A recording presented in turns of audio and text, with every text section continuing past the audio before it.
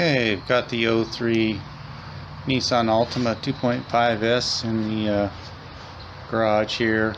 So this car, the passenger side front wheel bearing has been going out for a while. It's really starting to growl, so I've got a new one here and we're going to change that out. I'll get that out and show the parts. Okay, so originally I was just going to buy a wheel bearing and remove the old one, but I don't have a hydraulic press, and what I've done in the past is you'll take a part like this in and have it pressed out, and then you got to take it back in and press the new one in. I thought, well, I'll just go to Harbor Freight and buy a press and get it done. I think they're like, I don't know, I haven't checked the price, but they used to be like $120 for a press. And so I was going to do that, and then I found this option. You can buy a complete unit. It's got the, I don't know what you call it, the casting and everything. It's got the new bearing hub and everything all together. So this was about $150. So this is a great time-saving option for me.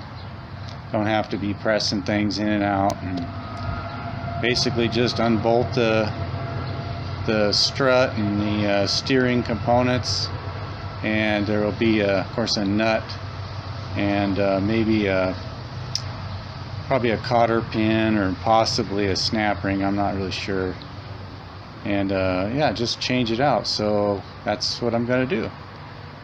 Okay, thanks. Let's get started. Okay, I got the wheel off and caliper and the rotors all off.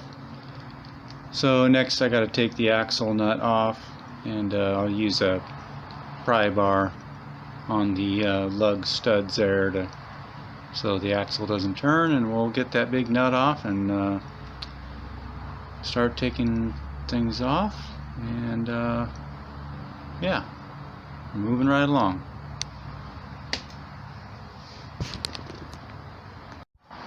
Wow, that was scary tight. So I used a half-inch breaker bar with a big pry bar there. I had a couple different bars. That first one there, the top one by the rotor, that was a Harbor Freight, and that thing was starting to bend pretty good. And then I tried the second one. It was pretty good, but it's round on the end. So I got one with like a chisel type end on it, and then the only pipe I had was my pipe bender.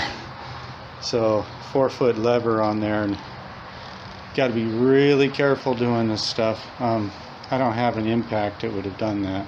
I don't have an impact, period. But that's the way to do it if you got an air compressor or a powerful electric impact. But I don't, so just got to be really careful. I got the wheel, turned out, and then when you're doing that, just got to be careful. Just assume things are going to break and slip and hit you in the face, so make sure that your body's in the clear. So I got it broken loose now, so we're ready to take that nut off. Just to show you the amount of force I was putting on that, take a look at that stud there. Look at that, it started to come out. That's from having that bar in there, all that leverage. Luckily the new unit's got new studs and new hub and everything, so I'm not concerned about the old parts, but yeah, it's just a lot of force. Alright, there we go. Got my tie rod removal tool on there, getting ready to pull off the tie rod. Here we go. Okay, tie rod is off. Last thing, well, I shouldn't say last thing, got to do the ball joint now on the bottom. And that might be a little challenging. I have to figure out how I'm going to do that. And then I got to remove the bolts into the strut, and then we can take it off. Okay, I got the pickle fork in there. I'm ready to get the ball joint removed, or out of the casting. There we go. Okay, the last thing left to do is take out the bolts going to the strut. So as far as maintaining the alignment, I'm just going to try to put the new one in. I'll just try to line up the rust spots with the. I'll probably may have to take the car back in and have the alignment checked. But yeah, just gonna take these last 2 bolts out and we should be able to pull this off. Alright. Okay, I got the bolts nuts loose here. Had to use a 1/2 inch to 3/8 reducer because I needed a deep socket and I don't have a 1/2 inch drive. 19 millimeter I think on the right and 17 on the left 1/2 inch drive. Okay, getting ready to pull this thing apart. Here we go. Okay, we got it off. That wasn't too bad. So, you know, I was starting to worry because when it was all together, I would turn it and I never really heard the bearing make any noise. It wasn't wobbling. And I've changed wheel bearings on other cars. And there's a thing you can do, I've seen it on YouTube, where people will say, oh, put your hand on the coil spring and your fingers and then turn it and you'll feel a vibration. Well, I did all that and I never felt anything. So I was starting to worry that maybe I had another bearing back. There's a bearing between the 2 inner and outer axles. I thought, well, maybe that's going out. And I won't know till I get this apart. Well, anyway, got it apart. And you can hear it. So I'm actually glad that it actually is the wheel bearing. And yeah, it just sounds horrible. So that's good. So we're getting ready to put the new one. Got the new one here. Getting ready to throw it on there. Okay. I'm probably going to clean this up and I'll put a little anti-seize on it. Wire brush it and anti-seize. I'll show that in a minute.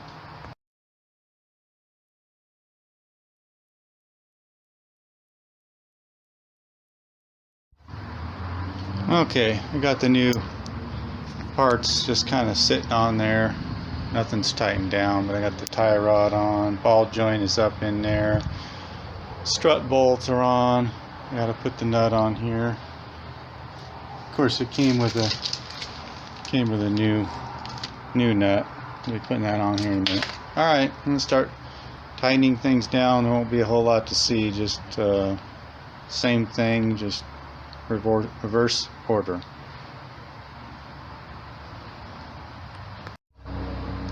Okay, I've got the drive axle hub nut on. The book says 174 to 230 foot-pounds, and my torque wrench only goes up to 150. So I just got it super tight. I put that big 4-foot pipe on my pipe bender, 1/2 inch breaker bar, and I'll look at that socket, see what size it is. So I got the snow tire on there temporarily just so I could put the car on the ground, and then it's turned out, makes it a little easier. Plus I still have the caliper sitting on the bucket back there. It's not on yet. So I'm gonna, you know, take the snow tire back off, put the caliper on, and we're just about done here.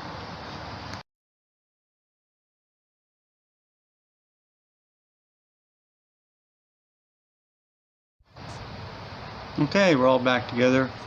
Put the caliper on, rotor's on, I put the wheel on.